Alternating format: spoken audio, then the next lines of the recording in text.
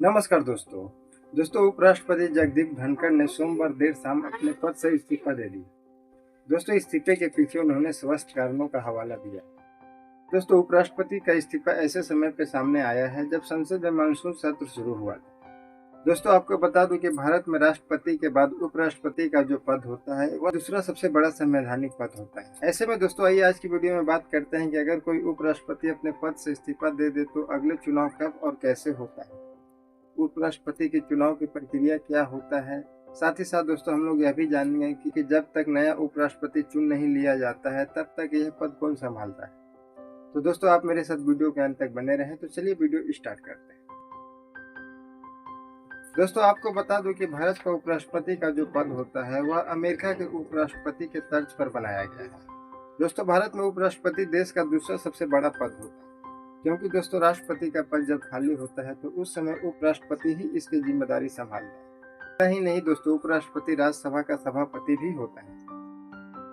दोस्तों आपको बता दूं कि अपने देश के संविधान जो है उसमें 63 से लेकर 71 तक जो अनुच्छेद है उसमें उपराष्ट्रपति के चुनाव योग्यता और उनके बारे में दिया गया है। आइए दोस्तों अब बात करते हैं कि उपराष्ट्रपति को इस्तीफा होने के बाद कितने दिनों में चुनाव कराना होता है। तो दोस्तों नियम के मुताबिक अगर देश का उपराष्ट्रपति अपने पद से इस्तीफा देता है या फिर किन्हीं कारणों से अपने पद पर नहीं रहता है तो उस खाली पद को भरने के लिए औपचारिक चुनाव उनके त्याग पत्र के 60 दिनों के भीतर कराना आवश्यक होता है। ऐसे में दोस्तों संविधान के नियम के अनुसार इस अवधि में राज्यसभा के उप सभापति जो होते हैं उस सदन के कार्यवाहक सभापति के रूप में अपना कार्यभार संभालते हैं। आइए दोस्तों अब बात करते हैं कि उपराष्ट्रपति का चुनाव कैसे होता है। तो दोस्तों भारत में उपराष्ट्रपति का चुनाव कोई प्रत्यक्ष चुनाव नहीं होता है, बल्कि उन्हें एक निर्वाचन मंडल द्वारा प्रत्यक्ष रूप से चुना जाता है। दोस्तों चुनाव प्रक्रिया भारत के राष्ट्रपति के चुनाव प्रक्रिया के समान ही होता है, लेकिन राष्ट्रपति का चुनाव करने वाला निर्वाचक मंडल भारत के उपराष्ट्रपति के चुनाव करने के लिए निर्वाचक मंडल से थोड़ा सा अलग होता है।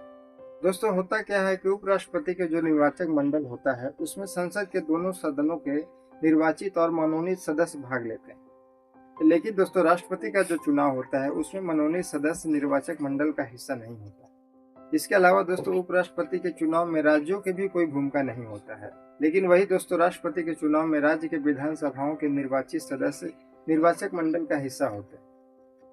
दोस्तों राष्ट्रपति के चुनाव के समय में जिस तरह का वोटिंग प्रक्रिया होता है वही प्रक्रिया उपराष्ट्रपति के चुनाव के समय भी होता है।